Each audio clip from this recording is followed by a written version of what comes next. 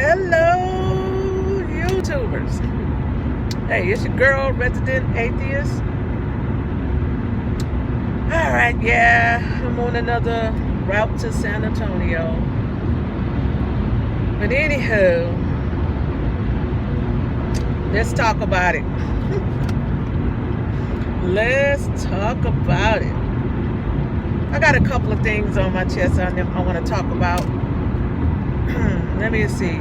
First, I'm going to talk about shows to watch on Netflix. Right now, if you're interested in a good movie, this one is coming out of Africa.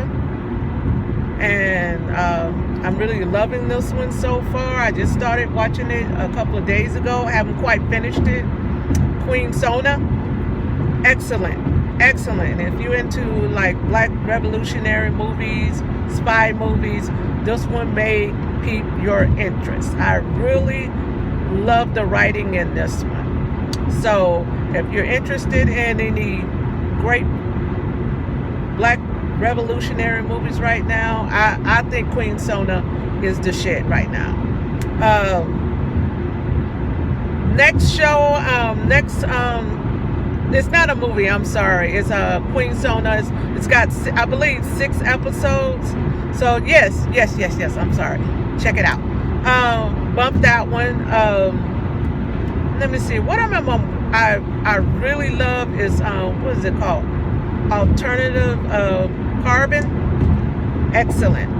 If you haven't watched the first season, great show. Love it. Second season, the second season, first episode, 5 minutes into it, I'm like, okay, you got me again with this show. Because the first season seemed to me started off a little slow, but it really kicked in a couple of episodes, and you're really into the storyline. I'm glad they're doing a little something with this. I'm really enjoying it. So yeah, check it out, y'all. Alternative Carbon. That's a great show. Let me see, what else is out there? Oh, this one, some folks have probably already watched. I'm into animation. One of my animations that I didn't see this one a couple of times, but JoJo Bizarre Adventure, keep that one. First season is part 1 is slow to me. Part 2 is my favorite. They have it in dub, which is in English, so I tend to enjoy it in English. My son seems to believe I need to watch it in whatever language it comes in, Japanese, I think. But it depends on my mood. But I my preference is dub. So if you into JoJo, I can't wait till they bring out the last one, because that's the one I kind of like to watch without the commercials. So check out JoJo Bizarre Adventure. Okay, let's get into some conversation as far as what did I want to talk about? Oh yeah, Kobe Bryant. It seemed like this topic, for some reason, people were really trying to stir up something in regards to Kobe Bryant, I guess the memorial service. That was a beautiful service. I caught a little snippet of it. I thought it was great. But the one thing people were saying that they noticed within that service, and I never paid attention to it because I actually thought his parents were dead. That how his parents didn't get up and speak, or no one, I don't know if they spoke or not. That part of the service I didn't. But my guess is they probably didn't. But they were there at the memorial service at the stadium. So, but I'm a little curious. People for some reason, tend to think, damn, what the hell happened between Kobe and his parents for people not to mention them at the service. So, a lot of people are like, oh, to be honest, let's be real, y'all. Let's be real. We don't know what in the world happened between Kobe and his parents, other than them trying to sell off some of his memorabilia. That's it. That's what we know. And a lot of people feel like, oh, and please don't put this off on his wife, because it's much deeper than his wife, them not liking her. But a lot of people was like, oh, she should have let him speak, or he shouldn't have never went to his like people know when he's gonna die, or family should not break up over money. But I don't think this is about money. I don't think this is about him them selling his items, because I got to thinking, I was like, nah, this is much deeper than the fucking money. Kobe made money. His parents shouldn't have been selling his stuff off, period. So it got me to thinking, why are they selling his stuff? Is he not giving them money? What's going on? What you're selling your home, number one. You're selling the things within the home, number two. And I'm wondering, nah, it's much deeper than the money. I don't know what happened, but apparently, whatever his parents did, it caused, for some reason, either Kobe were not giving them no money. In no way in the world my parents would have to sell their home, or even when they move somewhere, they would have to, everything is paid for. So I guess my thought is, what the hell did they do to Kobe? Is what people need to understand. What did they do to Kobe and his family, his wife, for Kobe to say, I'm not messing with you guys? Right now I'm so angry at mom and dad right now. I'm not messing with you. So what's going on? Because my thing is, I don't think it's about the money. What got them to the point where they're separated? Because a lot of people, they created you. Fuck that they created you shit. That's the problem with motherfuckers now. They think just because they created you and made you into a superstar, that trumps all the bullshit that someone did to you.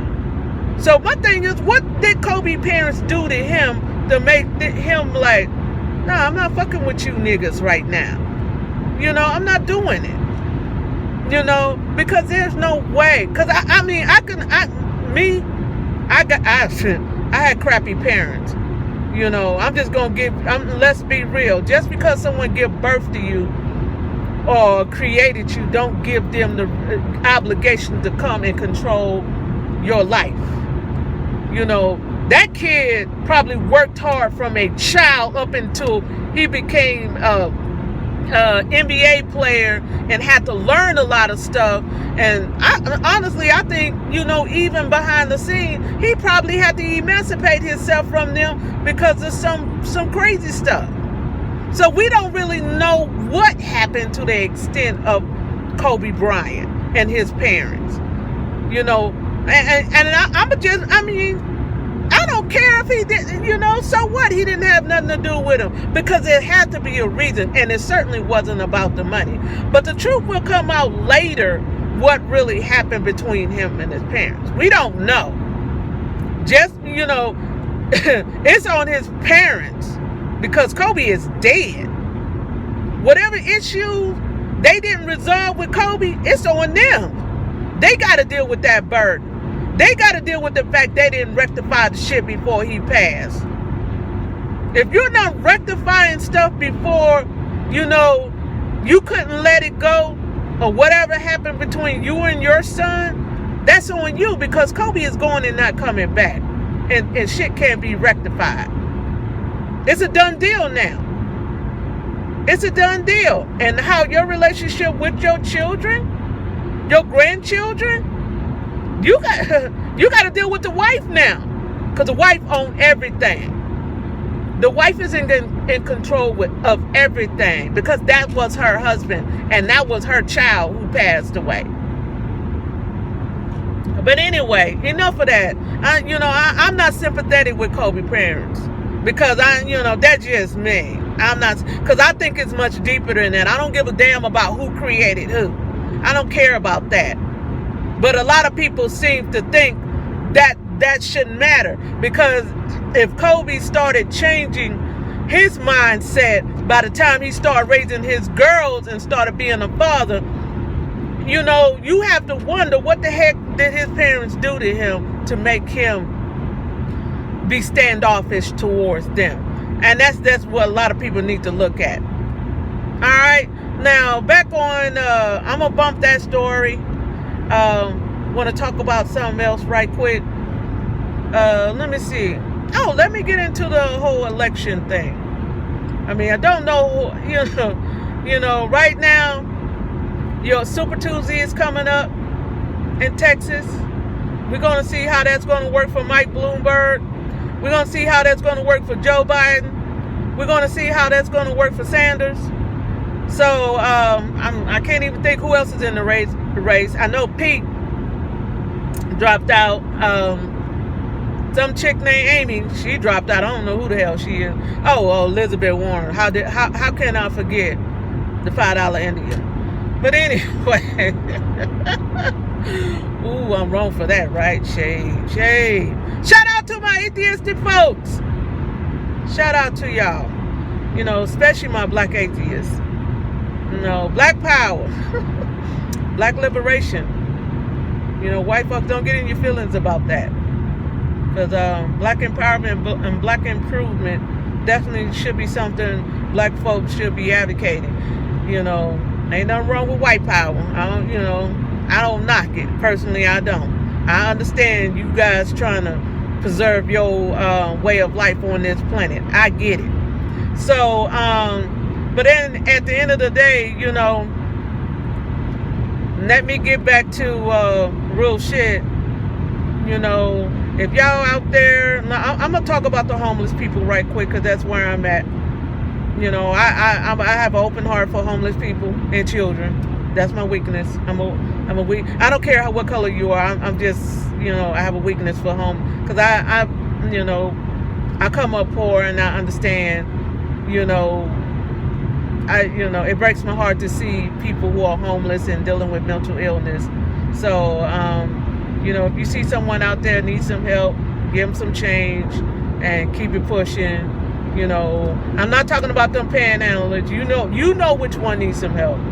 I don't care about the fact that some of them take their money to buy drugs and get alcohol. I mean, survival is everything in this planet when you when you don't have anyone to help with your mental status or, the reason why you're homeless. So, shout out to people who support that. I'm all over the place. Back to, let me see, what else do I want to talk about? Don't know. Shall I talk about a little bit about, I don't know. All I wanted to know, I needed to drop a video because I haven't dropped one in a minute. Maybe it'll come to me. Oh, I know what it is. So, what are y'all thoughts of the coronavirus, guys? It's official. A couple of people have died in the United States. It's official. That story about the mask, there's a mask shortage. I'm not surprised. I saw it in the hospital first. A couple of weeks ago, I was noticing they were dissing up here. You can't even buy the N95 mask or regular face mask. You can't even go to the 99-cent store and buy the shit. That's how. I mean, the lady said as soon as they come to the they stock them up. People come and buy them out. But what a lot of people don't understand is you're talking about something that's droplets. And that's a whole different ball game. The thing is how to prevent the coronavirus. And you need to be careful of places, crowded places. Definitely do a lot of hand washing, sanitizing. If you go to the hospital, please do not take I hate when people take their babies or bring their babies to the hospital when they come to visit someone. That shit bothers me. Keep your babies out the hospital, all right? If you have small children, do not take them to a hospital. That's the number one place where you can pick up a respiratory infection. Matter of fact, I heard a story. Probably Washington State. I can't remember. I'm guessing somewhere about Washington State, maybe Oregon, where a child died. The child already had respiratory problems, but the child had died of an infection because of mold in the hospital. So we need to be mindful, which did not surprise me, because that story, people don't realize a lot of these old hospitals have mold within the ceiling. The ventilation system sucks. A lot of times there's a lot of plumbing issues, a lot of water draining through these walls. And if the hospital is old, you're going to have that problem. But this child was in a surgical area, and I think the child wound up passing away due to a mold infection in the surgical room. So, which is kind of sad. When you have a newborn, not even a newborn, a child that's probably preemie, who's dealing with heart condition already, that dies from this type of infection. But anyhow, I just want people to understand there are ways you can try to protect your family as far as minimizing your place to go in regards to the coronavirus. Okay. All right, folks. I think I'm gonna end it on that note. Maybe I'll do a video on atheism. I don't know. Shout me out. Tell me. Leave a message. Press like if you like my video. Press dislike if you don't like my video. Like I said, But hey, peace. You see where I'm at. Y'all have a beautiful day.